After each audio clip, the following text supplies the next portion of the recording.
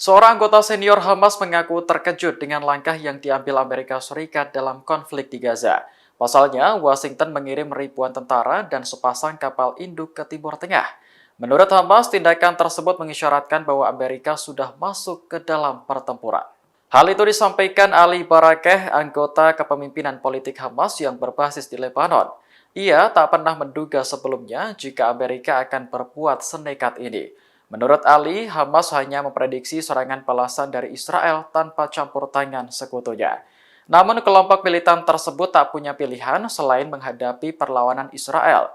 Ali mengatakan Hamas kini memiliki 40.000 anggota, yang sebagian besar bermarkas di terowongan bawah tanah di Gaza.